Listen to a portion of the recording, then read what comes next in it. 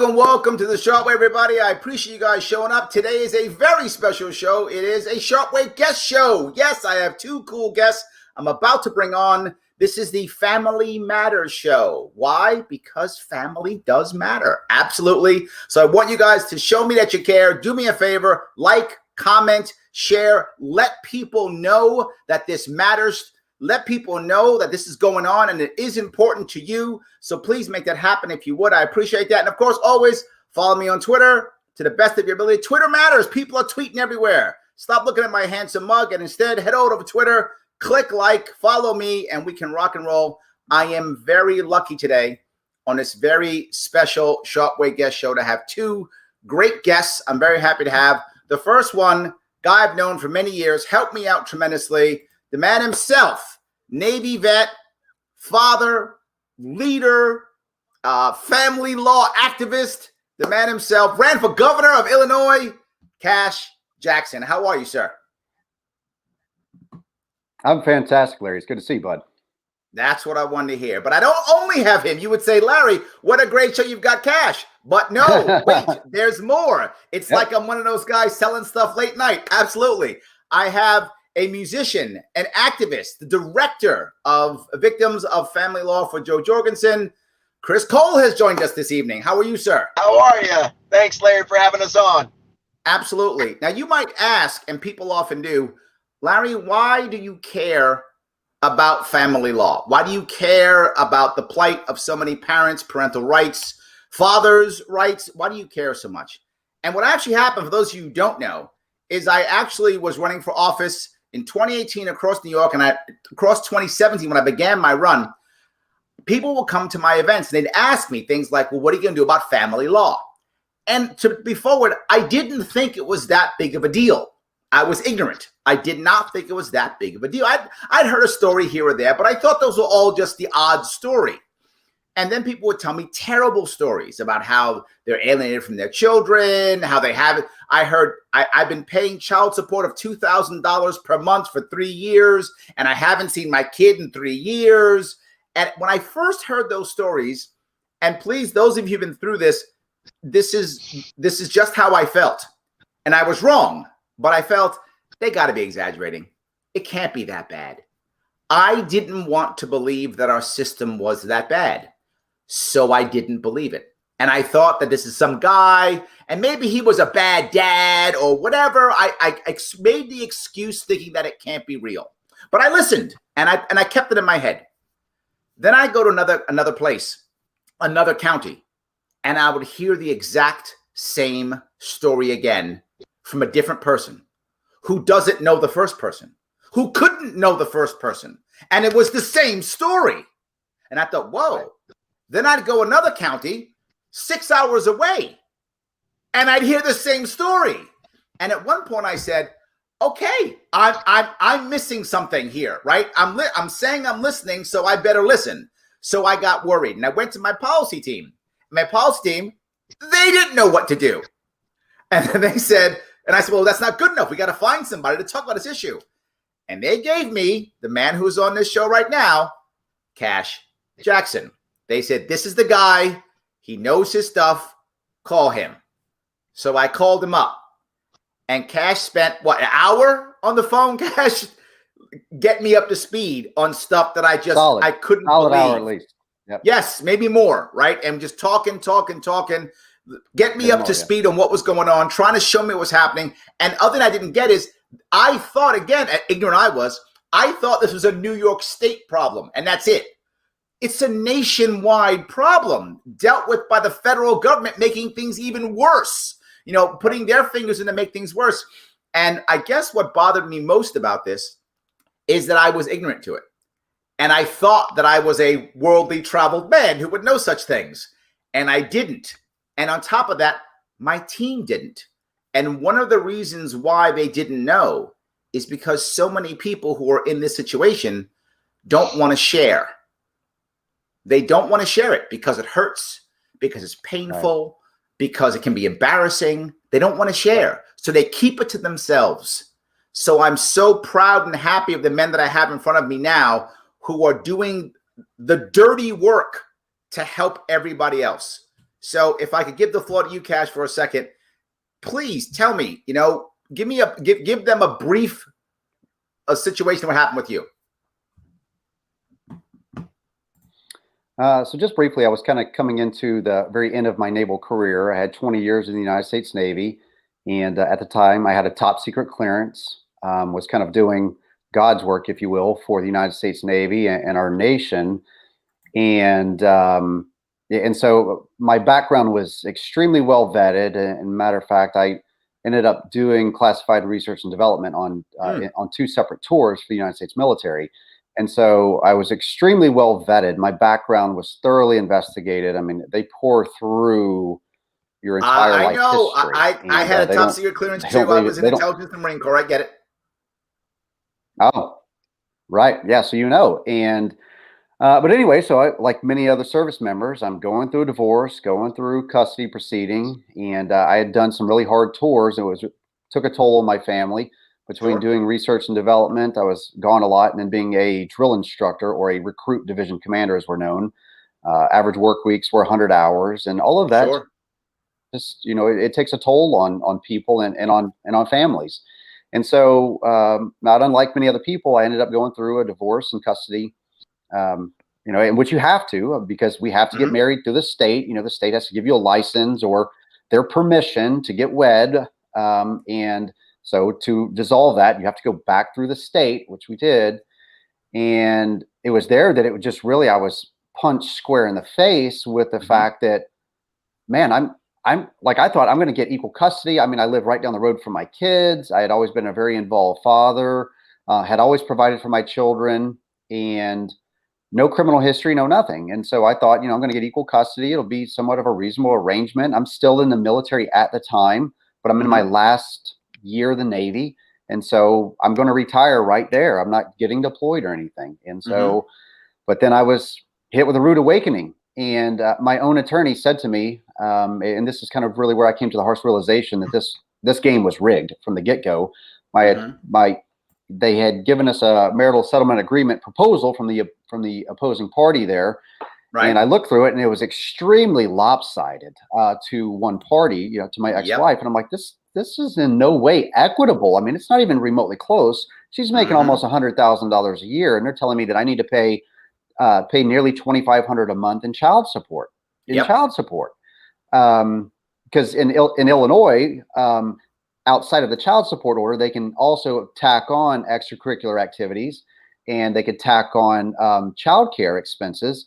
And those 2 additional expenses added on, I mean, then it brought my average monthly child support order to right around $2,500. I'm like, there's no way I could live. That's 44% of my active duty pay. Literally focusing not on time with your son or daughter, but instead they're focusing on the dollar, like that matters. And I've heard that so many times, and it drove me crazy because, for those who don't know, I lost my father when I was a kid. I was 11, 12 when he passed away.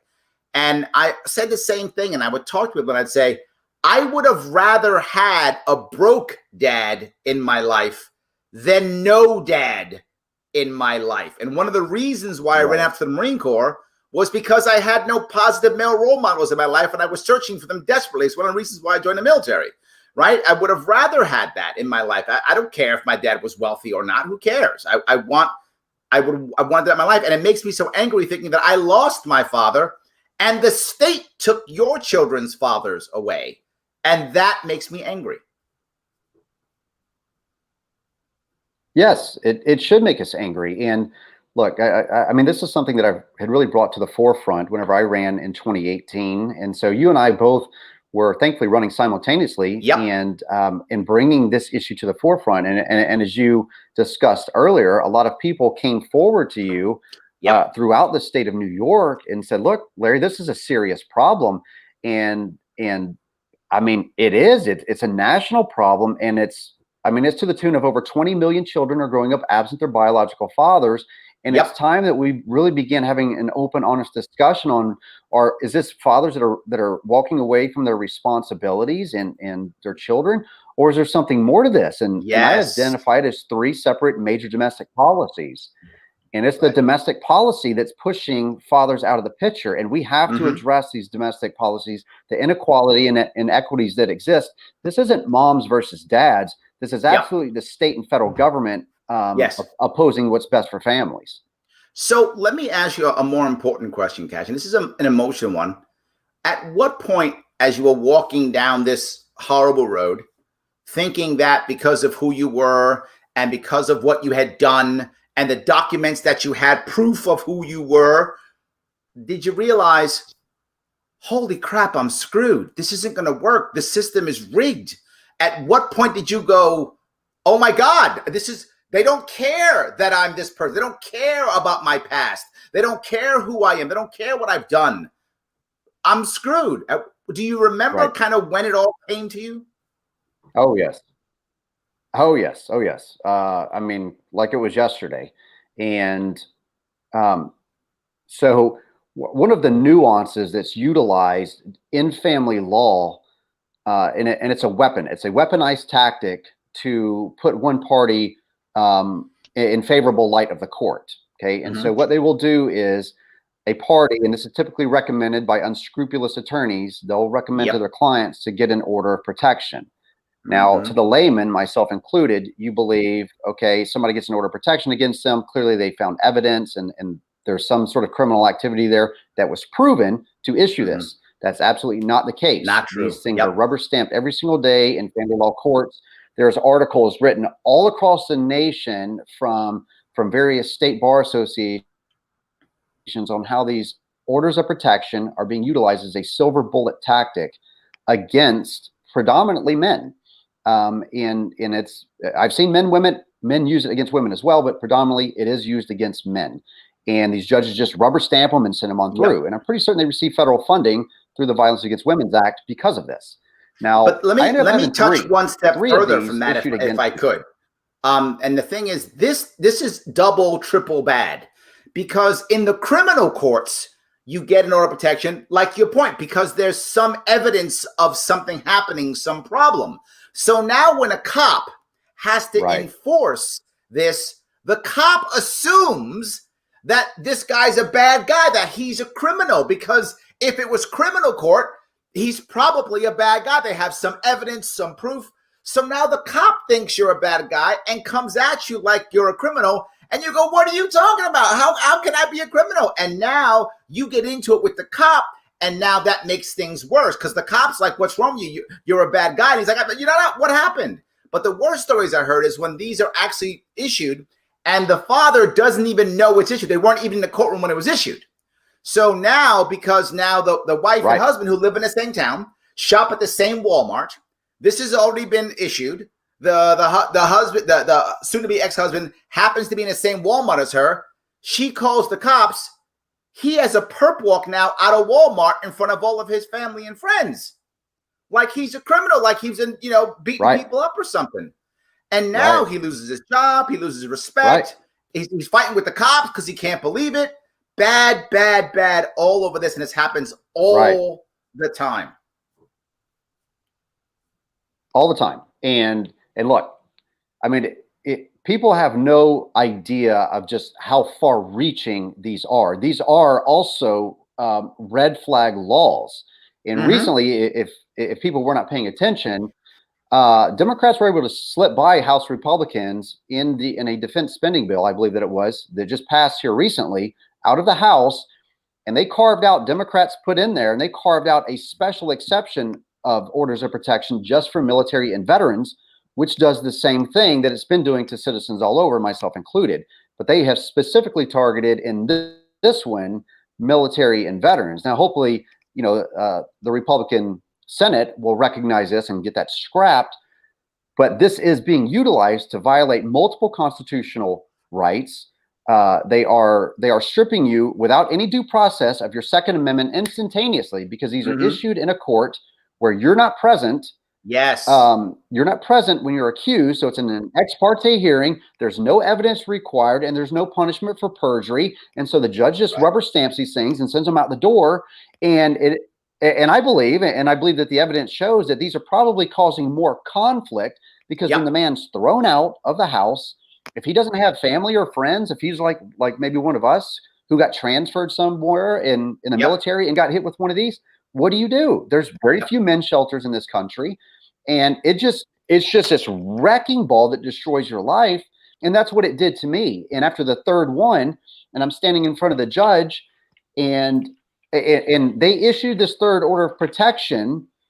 We went through the emergency order of protection hearing. So the emergency order of protection is the first piece that's gained. Okay. Right. Then you come back 2 to 3 weeks later, and you go into a hearing to determine if they're going to extend that into what's known as a plenary order.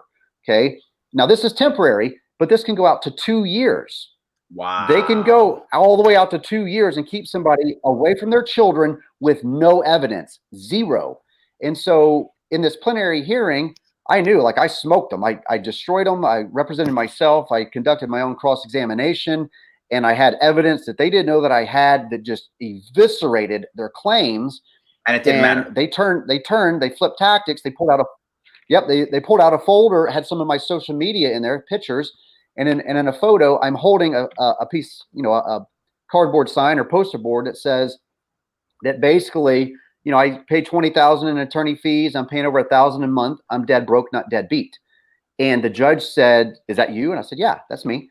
And he ended up extending that emergency order for something entirely different now, for me exercising my First Amendment right. And I was standing there in uniform, 19 years in the Navy, and that's when I go, this can't be real. This isn't possible. There we They're go. going to make me. I'm not going to see my children for my military retirement. And that was the moment. That was the one that I said, I'm not going to get justice here. I have to fight back. I swore an oath to support and defend the Constitution. And clearly this domestic enemy doesn't care about what I fought for and what men and women died for. And I have an obligation to do something about it. And that's what I'm doing. Thank you, brother. I appreciate that. Chris, I got to ask you a similar question. I know your story isn't exactly the same, but it's similar. It's another bad story, and you're out here doing something too. In fact, you're the one who bugged me to make this happen, so I appreciate that too. I appreciate the bugging that you did. It helps. Thank you so much for that. So, is your story similar or no? So, yeah, I mean, I'm not even as awesome as Kash. I'm a flawed human being. We're all flawed human beings, but I don't even have the decorative service aspect of it. Kash has things that I guess would make it harder for them to do what they've done to us. You would think. But that's how crazy it is. After I heard Kash's story, I was like, holy crap, we got a problem here. Because, he's done things in his life that you would think would be a shield from them getting away with this. But it's not a shield. And it seems to me that, when I heard people like Kash's story, people who fight back, including myself, I'm feeling it now. I'm experiencing more things rather than just being a part of the movement and a part of the conversation. I was in jail last week for paying my child support, and they just didn't look at the receipt. And when I showed them the receipt, they still kept me in jail. So going back to my experience when this first started, I mean, as kids, we grow up, man, I don't have anything against child support for dads that don't want to be around. You know what I mean? So when me and my ex finally split after God knows how many times, I said, all right, well, what are we doing with custody? I'm willing to change jobs because I was working in restaurants. I was providing for the whole family, but I was working, 60, 70 hours a week, nights, weekends, holidays. In the restaurant industry, it's decent money, but you give your life up. And you're hustling for tips and things like that. Yeah. And I mean, I was a manager, I was a server, I play music. I did what I had to do to take care of my family while I was in a family intact relationship.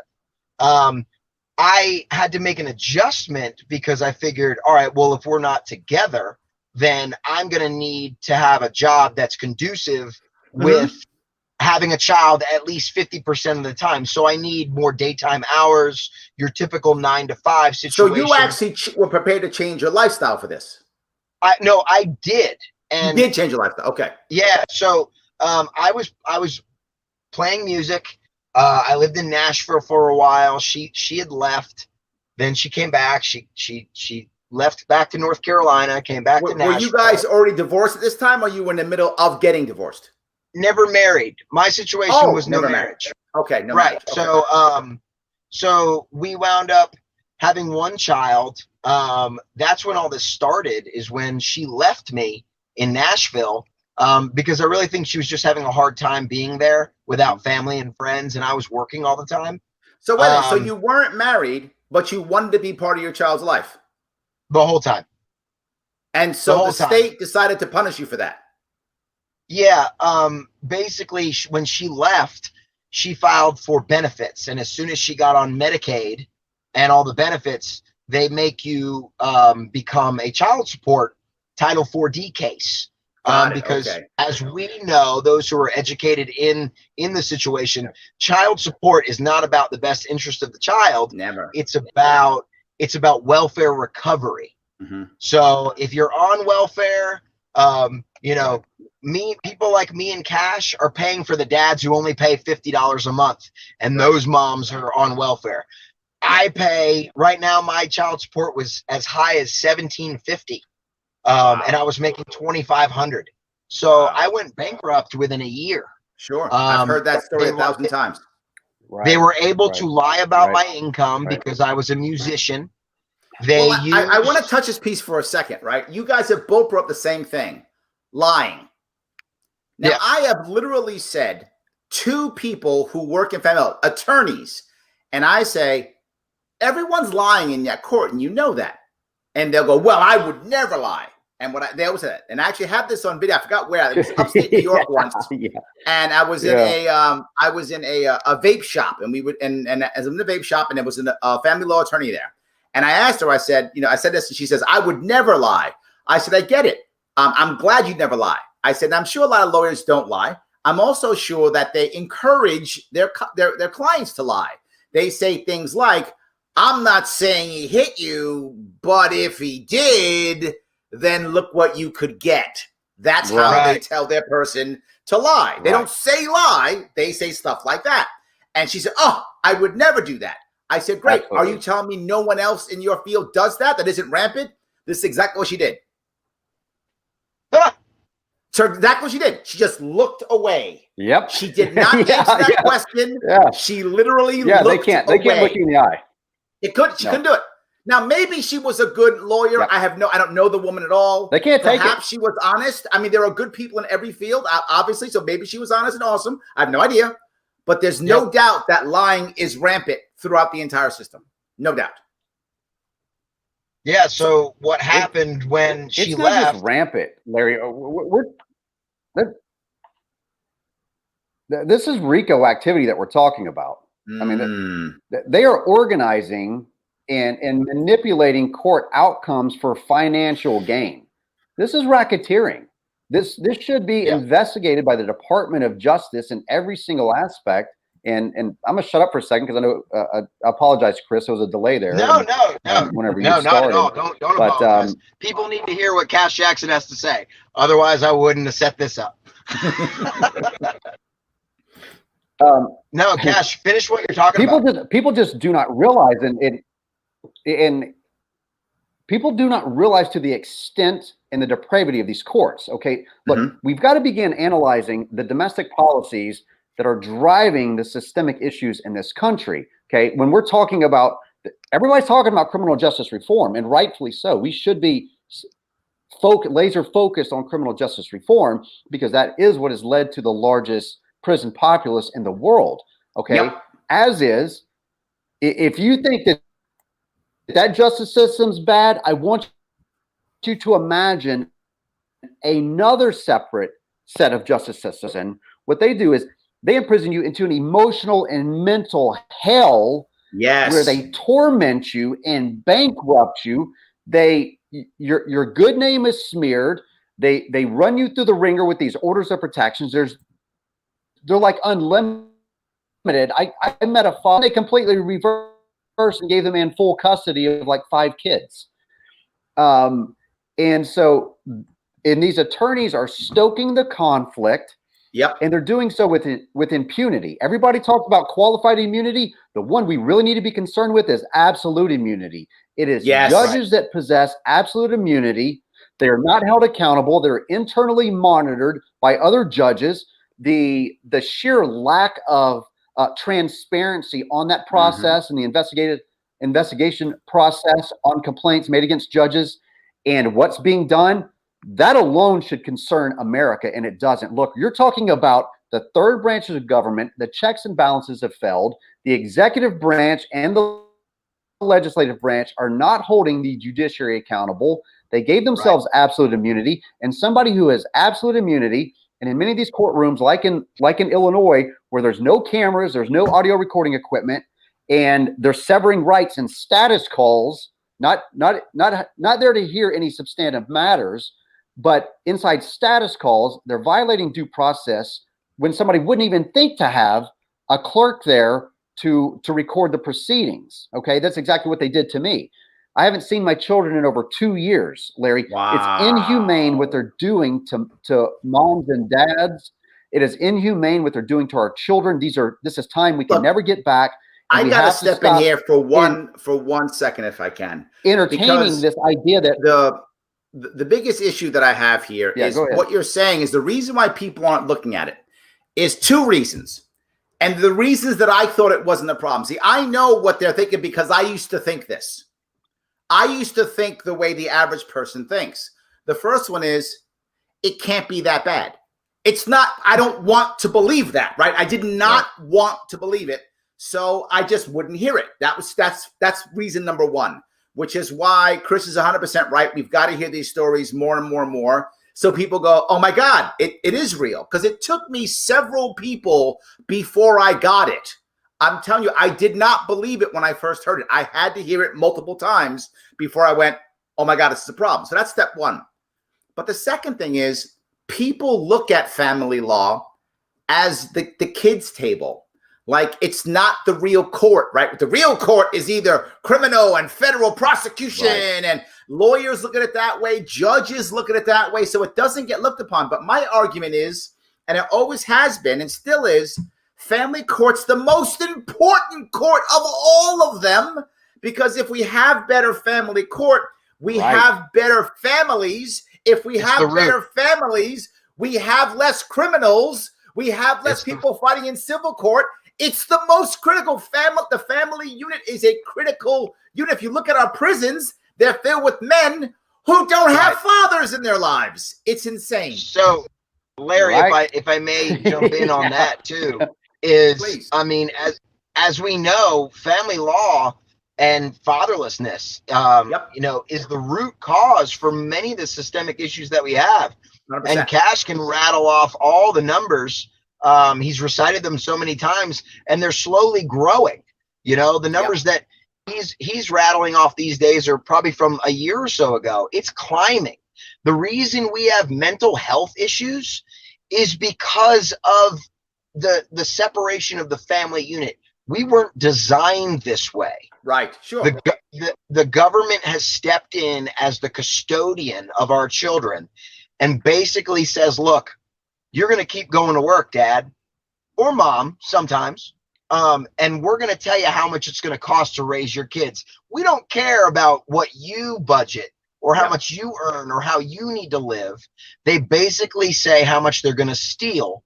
And it regulates you. You know, if you're taking half my income, well, what if I was barely making it off 100%? Now you took half. Now, not only can I not survive without living on a couch, but now you've made it so I could never afford to have my children. But there's another piece I got to bring up here that I think is actually more important. It's a philosophical piece and then another impact. The philosophical piece is, if you had stayed with your woman, would you have to have a certain amount of money? No. You could literally be a deadbeat husband. That would be fine. Right. So and the courts would say nothing. We're not allowed to leave relationships because we have to worry about having our kids taken or our money garnished to the point where we can't even have a life. Yes. So literally you could just, if you just stayed in the marriage, I'm going to do nothing. I'm going to lay on a couch and do nothing and you're fine. But if you leave, I can go one step further. I go one step further. Let's say once in your life you made $100,000 a year. Good for you. Now the court says, well, at one point you made $100,000. Therefore, we're going to punish you as if you make $100,000 in perpetuity. But now if you were married or still with your right. woman, you're not required to do that, but now you must. Well, in today's world where 10 years ago the job you have didn't exist, companies go out of business, boom and bust happen, what's going to happen? What does the judge tell you when you can't make that money, when you change your career? The judge says, get another job. So if you get another job, now to your point, Chris, I don't have time for my kids. So now I have to have 3, 4 jobs just to pay to survive. But I have to go now. That's the philosophical piece. Let me go to the more important piece. Now your son or daughter has to watch you struggle your entire life and can't watch you become the man that you should become or want to become, and can't see you pick yourself up and fall down and get back up, and the resilience that your child needs to see in you, because children don't do what we tell them. They don't do what we say. They do what we do. They do what they see. Yes, that's the most important piece. And now in the case, it's almost always the mom in this case. The mom has the dad arrested, thinking I'll show him, and the judge goes, we'll put him in jail. That'll teach him. What they just did is now they have the son or daughter watch their dad do a perp walk. If you're a son and you see that, what do you think of yourself now? That's your image of manhood. If you're a woman, a young girl, that's your image of a man. How are you going to have a good relationship? And there's no value. There's no value. In fact, we wonder why our youth doesn't want to get married. Well, because we've watched the divorce court be so horrible and disgusting with people who the child believed these are people who love me and will stay together forever and will never break apart. And then they watch the vitriol, the lying, the deceit, the punishment, the vengeance. And they said to themselves, why the hell do I want that? I don't want that. I don't trust men or women. They're going to do the same thing that my mom and dad did to each other. It is we're crushing our children with this in an attempt to be righteous against parents. Larry, I do want to jump in just because you mentioned something about what we value about switching jobs and wanting to be fathers. I can tell you that the last time I was in child support court for show cause, and I told Kash this story, and I have the audio recording because I thought it was just preposterous that she even uttered these words, was that I was struggling financially, that I've changed careers, that I'm fighting for my kids in custody court, and I've spent over $20,000, and I have to get the child support amount adjusted because it was based on a false income. And I said, so I've been advocating, I work 40 hours a week, and this is what I make now. And I've been advocating roughly 10 hours a week for equal shared parenting. The lawyers, the child support attorney, and everyone in the courtroom, including the judge, was like, what's equal shared parenting? Yes. What is that? Yes. And I said, well, you know, I want to be a father. Concept. And it doesn't seem that, it seems like you guys are putting profit over parenting. And it turned into a thing where she basically told me, don't you think those 10 hours a week that you advocate for equal shared parenting, you called it, is how she sort of dismissed it, would be better spent earning money to pay your child support, to support your children? No, I know, we know the answer. No. I will support my children in my home with my money. You are stealing from us and telling us what it costs to raise our kids and leaving us with nothing. Yes, absolutely. 100%. Absolutely. So I thought that was a funny comment, and I made sure that I got the court audio. Go ahead, Kash. Larry, let me throw something on that that you're going to find pretty interesting. So I spoke with or exchanged messages rather with a active duty Marine, a sergeant out in California just a couple nights ago, and he's going through this process right now. And so his take home is $2,900 a month. Now he gets a housing allowance, but all of that housing allowance goes directly to base housing, so he never sees it. So basically he doesn't have a rent or a mortgage, which we know that saves a lot of money. But his take-home pay otherwise would be $2,900. Now, in his case, the judge ordered him to turn over $20 $300 to his ex-wife, leaving him with $600. Period. Wow. $600 Yeah. to pay all of his other bills. So okay, rent's taken care of. Great, fantastic. He doesn't have a rent, but now he has $600, and one person eating. The cost of living in California is ridiculous. We all know Absolutely. Oh yeah. but just for him to afford food for himself and his child when his child comes over, for him to pay his insurance, to pay his other bills that he may have. I mean, the guy's not going to make it. He's going to start falling into debt. He's going to run up credit cards. He's going to get in trouble with the military. And where a guy's had it, he's been in the Marine Corps for 8 years, no issues, has a fantastic career path. And his only mistake is having set foot in family court, thinking that he's going to go in there and get some sort of, equality. And I asked him, I said, what does your command think about this? And he goes, they can't believe how bad that they're screwing me. But I guess, kind of really what the attitude is that, well, everybody knows that Marines in California get screwed in family court. That's just the way that it is. I'm like, don't you think it's about time that we change that? I mean, I think we're past time to change this. Yeah, right. Absolutely. Right. So that does impact military mission readiness. Let me go to the next piece that people are bringing up, and that is the idea of punishing the guy, right? The idea they can do this drives me crazy. The idea that, okay, you know what, Chris, you didn't pay, you were supposed to pay $300, you paid $298, you were $2 short. So I'll teach you, I'll take your driver's license. Wow, is that stupid? Like, there was a judge who thought that was a good idea. He can't pay, so let's take his driver's license so that he can't go to work to pay. And if he does drive and get caught, he gets a ticket or goes to jail, so he can't pay. Or let's take away your professional license. You were a carpenter, licensed professional. Let's take that away. Or let's just put him in jail for 30 days. That'll teach him. Now he loses his job. How in the world did anyone think that was a good idea? And the cruelty upon this is the worst of them all. Well, I think this is me personally, is there's two types of men. There's men who probably grew up in the system and fatherless themselves that don't mind getting thrown in and out of jail. And then there's a man that will do everything he can, which means live on a couch, or sleep at his parents, and just to stay out of jail so he can get his visitation, just so he can see his kids. He will have nothing, but his kids will have the opportunity to visit him. And you have two different kinds of dads. You have the broken one and the one fighting for his life not to be broken and not to have his kids be broken. Well, and this is a piece that I love that you brought up, because, one of the hardest pieces that I see is the system is made up for the worst kind of dad, right? The system supports the deadbeat dad, and the good dad is the one who gets punished and pays for the deadbeat. To be clear, one of the reasons, this is why, and Kash, you know this just as much as I do, there's a reason why politicians don't take up this cause. And there's several reasons. Reason number one, most of the men, and mostly men, but there are women too, but most of the men who've been busted up by this system, they're broke. So they can't donate to campaigns because all their money either went to the family or went to a lawyer, usually a lawyer, right? Went to one of those two. So they don't have money to donate. I get that, number one. So it's not lucrative as a politician. Second, a lot of the men, to your point, have been put in jail and they're felons.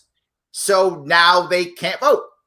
Third, a lot of the women who have been hit by the deadbeat dads don't understand that there are so many good dads who are actually punished by that those women assume you're supporting deadbeat dads.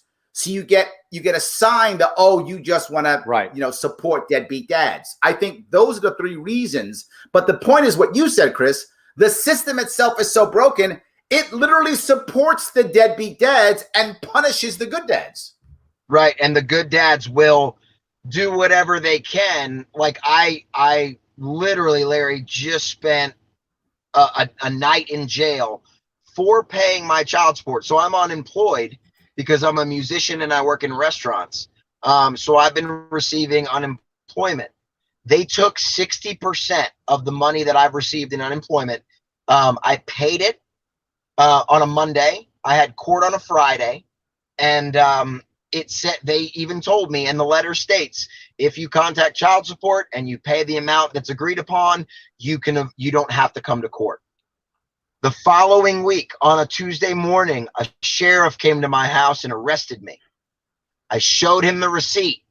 He said there was nothing he could do because they needed to get in front of the judge on a Friday because that's when child support court is. I said, so you're going to keep an innocent man in jail till Friday because you can't just text this or email it to him? We just sent someone to outer space last week, and you can't make this happen? You're going to keep me here. They put me on a $10,000 cash only bond. I couldn't even get a bail bondsman to get me out. And Larry, it's the first time I've ever been to jail. And I was there for something I didn't do. And it's humiliating. So I learned a lot. I prayed a lot. So let me ask you this question. I mean, this is another one. If I can go to you, Kash, for just 1 second. When you realized, you told me, when you realized that you were going to be screwed, did you feel alone? How'd you feel? Did you feel abandoned? How'd you feel? I felt betrayed. As a service member, that's what I felt. It was, to me, it was the ultimate act of betrayal because I knew I'm standing in uniform. There was no evidence presented for what they sought, for this third order of protection that they got against me. And I was at my breaking point. The first one, I mean, we'd been separated for 2 years by over 2,000 miles. And the first one was allegations that were brought up from eight years prior. And I'm like, this is nonsense. I mean, this is absolutely ridiculous. And on the third one, it was this system was made to destroy me. And at that time, I was already speaking with all of these other parents, men and women both. Okay, and for everyone listening, I want people to understand this isn't just a man only issue. There's tons of women enduring this, and these ladies are enduring this stereotype of, well, you didn't get full custody, so you're broken. Like, society automatically believes if a woman doesn't get full custody, she's crazy. There's something wrong with her. She's concealing something. And so, and it makes it very easy for them to keep these women silenced and bullied and intimidated because society is so stereotyped against them that, they think that they're crazy. And it's betrayal. It is a betrayal by our country. It's a betrayal by our states. It's a betrayal by those who swear an oath to defend the Constitution. And they're not doing that. They're using this as a multi-billion-dollar business to line the pockets of attorneys and cottage industries. And we have to identify it and call it out for what it is. A buddy of mine, and I'm not going to say his name, but he spent $500,000 in his case thus far. He was recently ordered to undergo a third psychological evaluation to the tune, Larry, $30,000. $30,000. And his first two, he was cleared. And they're doing it just drag out litigation, bilking for everything that he's worth, bankrupt him, and it's a war. It's a war of attrition. Well, they drive you out of it. You can't people don't really get, and that is the people who make the money are the lawyers. And what the lawyers do is, as you guys know, some people may not know this. One of the first things they do is they check what your finances are. They look and see. Let's get all our finances on the table. So they go, oh, okay, Kash has $100,000. Guess how much this cost? $100,000. Oh, he's got $200,000. Guess how much this cost? $100,000. $200,000. Exactly. It costs whatever you got. I would be interested, Kash, if we can find this out, how often they take advantage of military vets who get retirement or disability checks that they can easily extract from because that money's guaranteed. So there's probably I don't know what the divorce rate or separation rate or custody rate is for our military, but we have an awful lot of people fighting for our country that you and I both know that have gone through separations and divorce due to the pressures of being away and whatnot. But when they have disability checks or retirement checks if they do make it that long and they get this money that's guaranteed from the government.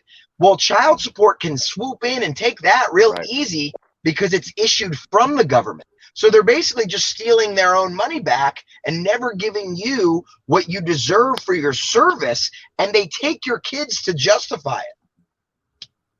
Yes, that's the worst part. I've got a 3-year study that I found whenever I was doing some research. It was conducted by the Veterans Administration and the Office of Child Support Enforcement. And over the course of 3 years, they surveyed over 14,000 homeless veterans. And overwhelmingly, these 14,000 homeless veterans indicated that their greatest unmet needs were stemming around from issues revolving around family court. It was reestablishing contact with their children. It was reestablishing contact with their kids. It was getting driver's license reinstated, helping with legal fees and legal matters. And while they didn't go into the details, I know, and just to reinforce what I'm saying here, when I was in Tulsa, Oklahoma with Chris about a month and a half ago, I guess, and I'm out there speaking to a crowd of people outside the Trump rally. We went to do some activism there and spread our message there.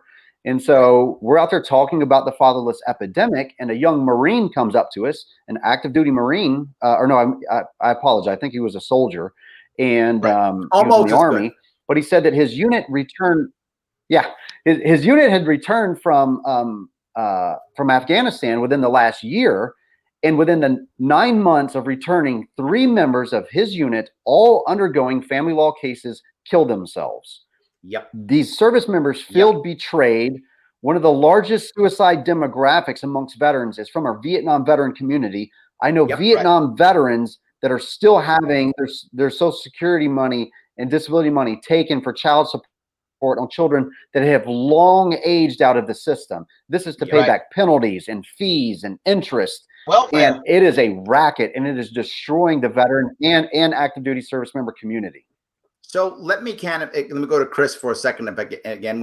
When did you know that you were screwed? Like, when did you look and go, all right, I'm done. This is not going to work well. I'm not going to get a fair shake.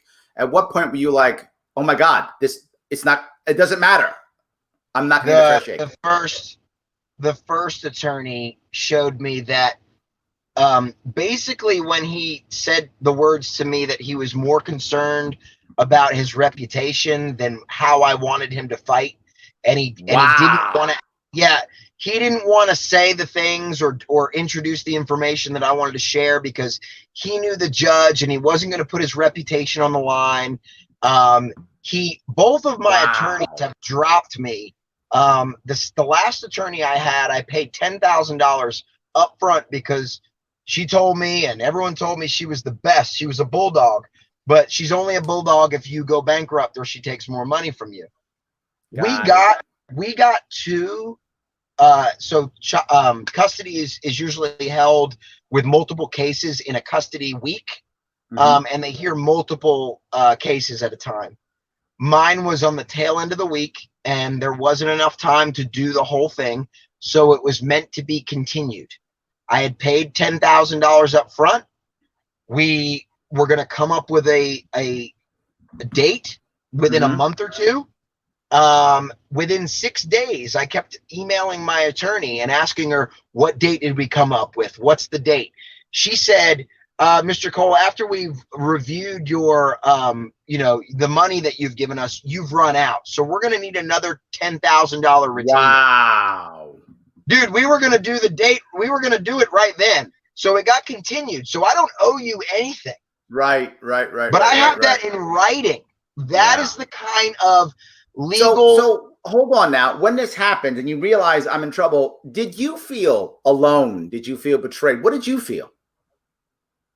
First? Yeah. Angry. Okay. Then what?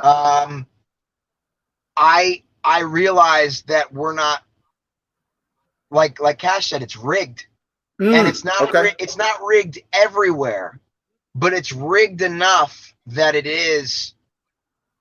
Let's just say family law ruins more lives than COVID-19. I would buy that. Yes. Well, I mean, statistically speaking, we can. I would buy that. I'm sorry. I'm very sorry for those who have been hurt by it, gotten sick by it, whatever's happened. And I get you saying that. You're saying that this is a more devastating issue. Family when it law comes. is a root issue, like we talked about early. They're destroying people emotionally, financially, spiritually, physically. If you destroy the family, you control human beings.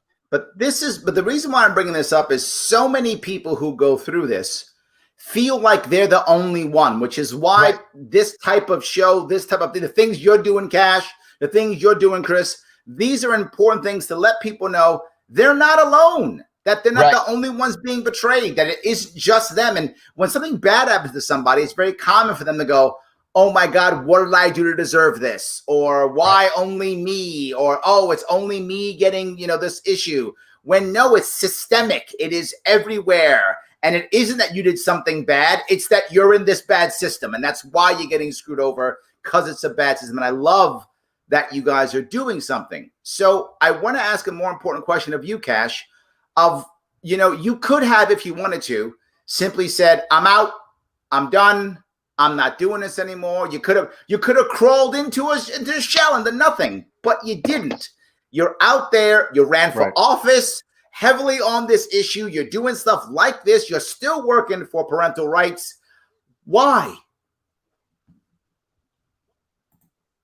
Well, I have an obligation, Larry. I swore an oath to support and defend the Constitution against all enemies, foreign and domestic. And clearly, I did not fulfill that oath for the 20 years I was in the military, or else I would have addressed this issue. And it's one of the just the really peculiar things about our military is that we swear that oath. Each and every one of us do that, and we put on that uniform. And that, in effect, Larry, is what the American taxpayers are paying us to do, is to defend the Constitution. But what our American government is very adept at doing is pointing our eyes outwards at these perceived foreign threats. Yes.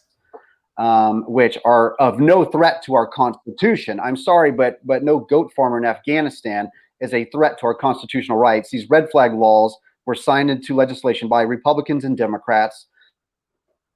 All of this corruption is rampant through both parties, and I do it because it's not just I love my children. I love my children tremendously. I do, of course. But I'm angry, Larry. I'm angry for all of those men and women who are suffering in this. I'm angry for the families of the men and women that have committed suicide, that succumbed to the depression and the stress and the anxiety. I'm angry for them. And I know that this is, look, it's impacting every major social issue that the two mainstream parties endlessly debate. It increases rates of high school dropouts, which leads to increased rates of living on poverty, leads to increased rates of teen pregnancy, of abusing drugs, of committing violent crime, and ending up a product of the system. Okay. And if we address not just family law, but the other domestic policies, the welfare states being talked about by people, how that incentivizes single parenthood. We've talked about a great deal, and thankfully more people are coming to the conclusion that, the war on drugs, it hasn't been successful. It's not working. And it's largely affected, the minority community there in taking fathers out of the home, which creates all of these other environments that we see in the likes of Chicago and LA and New Orleans.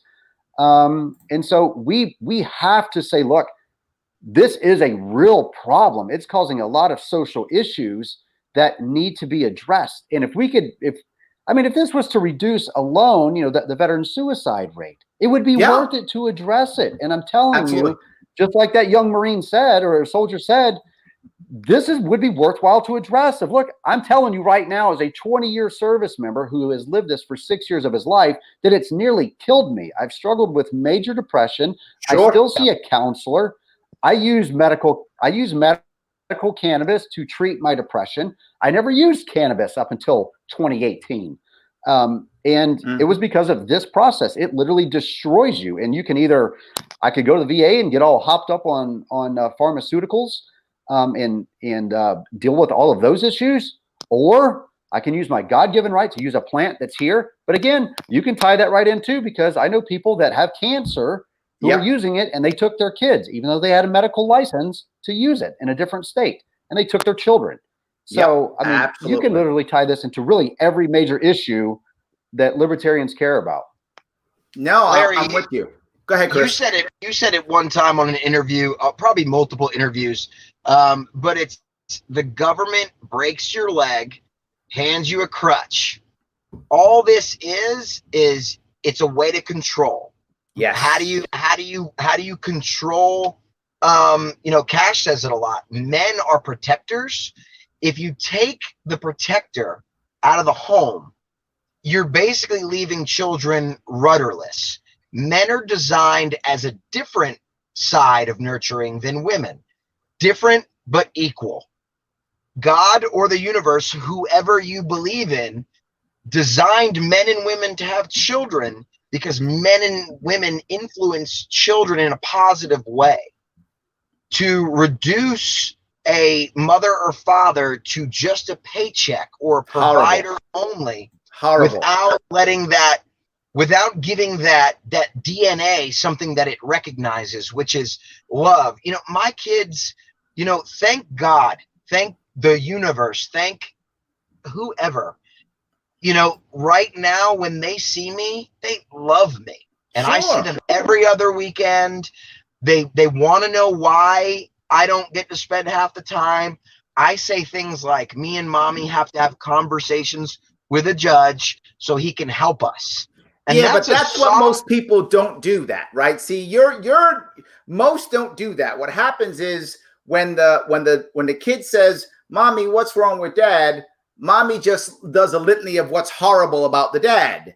And then when the kids go to the dad and go, "What's wrong with mom?" Dad does a litany of what's bad about the mom, not realizing that what you've just done is told that kid that where that kid comes from is nothing but bad. You've just told that kid that their DNA, that where they come from, their support structure is nothing but bad. I mean, this is crushing our children. I get that we want to punish the bad parent. I get that emotion behind that. But the actual outcome is you're not punishing the parents more than you're punishing the kids. They're the ones devastated for decades. If there is an issue with a parent, we should be spending money not on attorneys, but on helping that parent get to a better place for that child. That is what child support should be. If a parent is struggling with mental health, addiction, we should be using money to figure out how to improve the lives of parents who either have made mistakes, grew up fatherless and broken. Instead, we're just recreating cycles of brokenness, and I'm tired of it. I agree. Look, I came out with a plan when I ran for governor, and I was basically 3 things with an extra piece. And the first one was, I really think the number one thing we have to do is in family court, if you lie in family court, it should be treated as perjury. Straight, treated as perjury. If we do that, the second that a lawyer says, hey, if you say this, if now someone tapes it and finds out, that lawyer loses their license because they're now an accomplice to a crime. So that'll happen maybe one time and then that's over. The lying will begin to stop because in my view, the core of all of this is the lie. There are many issues, but at its core is the lie because once the lie happens, the problem is the lie happens, it's a preemptive lie, right? So the judge says, wife, lie on the dad, and the dad's trying to be a good dad in this case, right? He's only a good dad, can't believe he's going to be lied on, gets lied on. Now what does he want to do? Counter. He wants to attack, so he lies back. So now it's vitriol, lies, vitriol, lies, vitriol, lies. Everybody's lying. The judge believes nobody. The judge punishes whomever.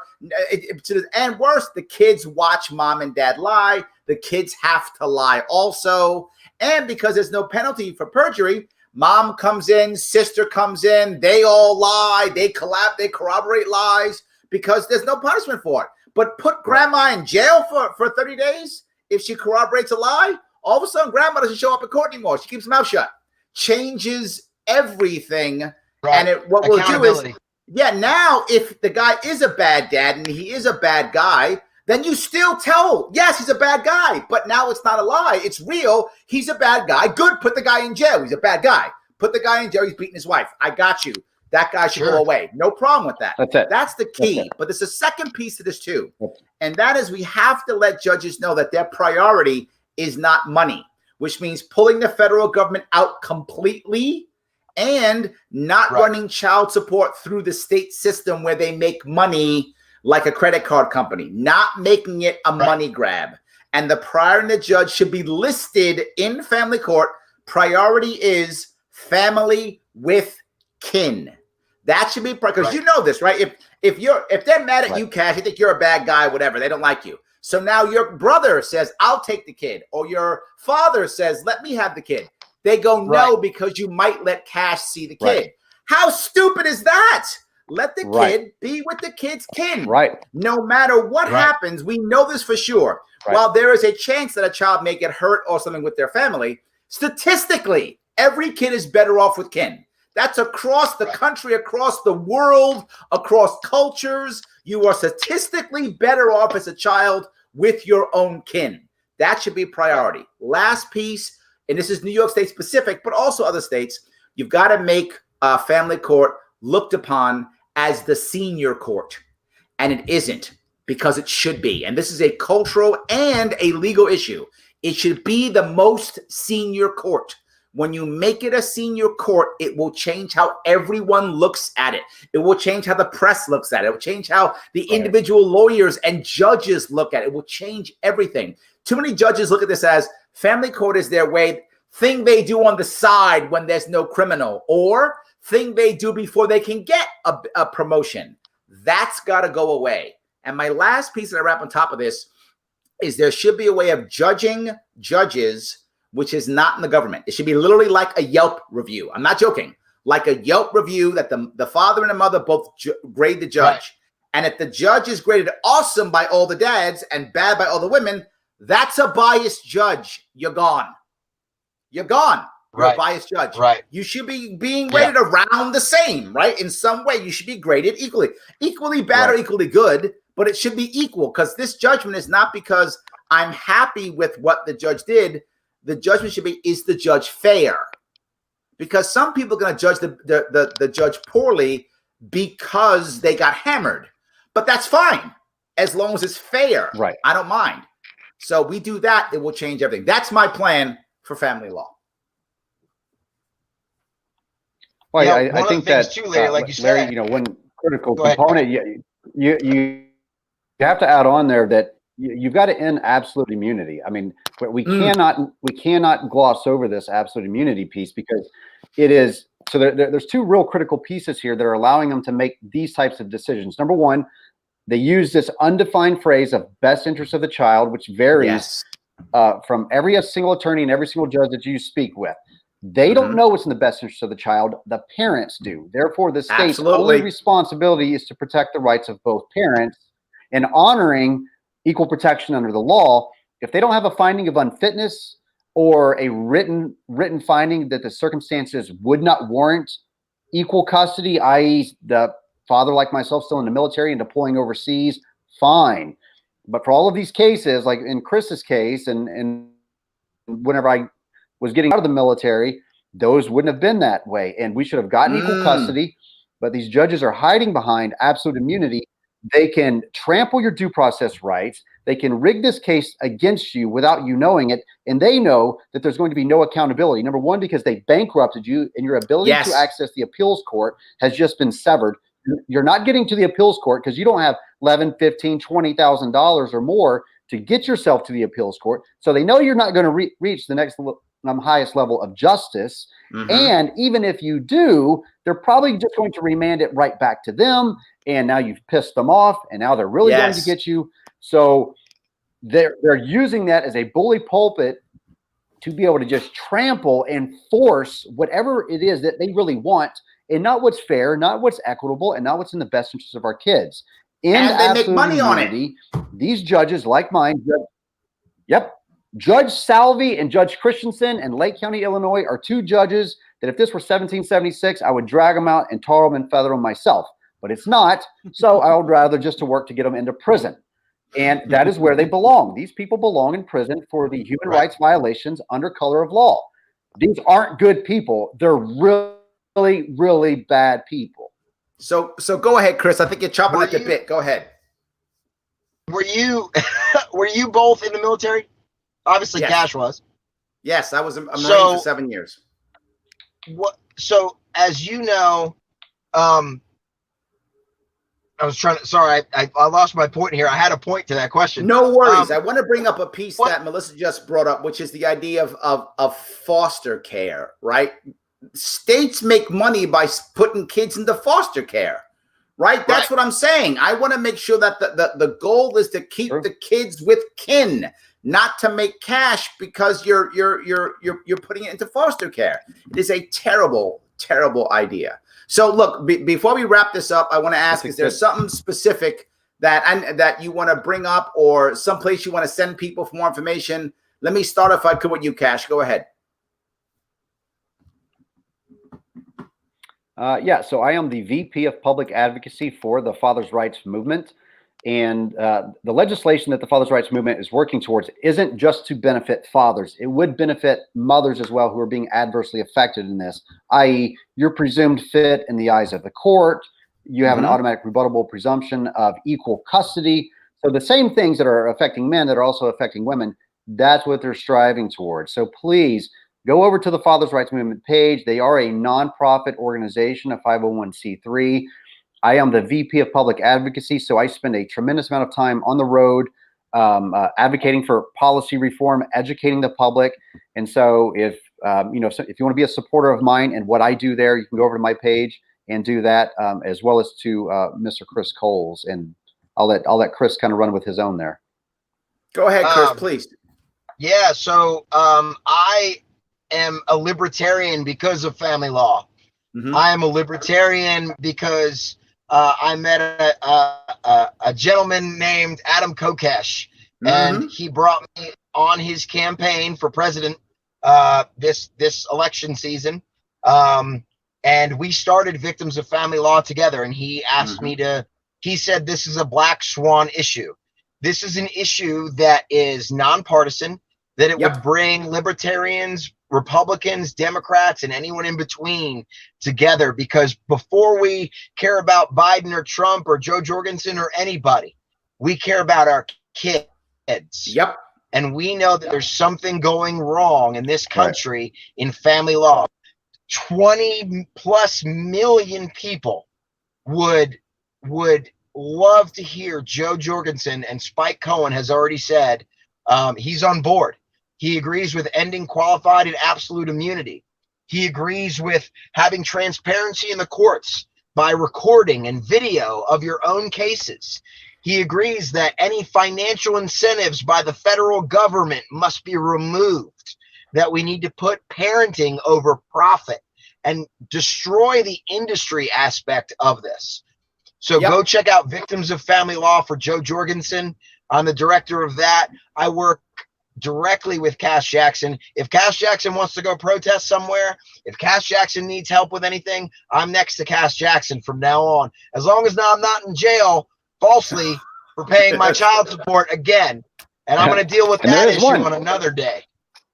Good. All right, guys, I want to say thank you for coming on. There is a Nate. Watching. I'm sorry. Go ahead, Kash. Go ahead. Thank you. Wrap up. Oh, just one last plug there, that another organization called the Child Support Hustle, ran by a friend of mine. She actually is organizing national protests on August 17th. So if you go over to the Child Support Hustle, the details are on her page. There we go. So guys, thank you so much for watching. I appreciate you guys coming. I hope it was an interesting show. As always, you can go check in the show notes, and you want to see what's going on with Kash. And of course, you want to take care of the show, please head over to patreon.com/Sharpe. Thank you guys. Have a great night. Thank you, Larry.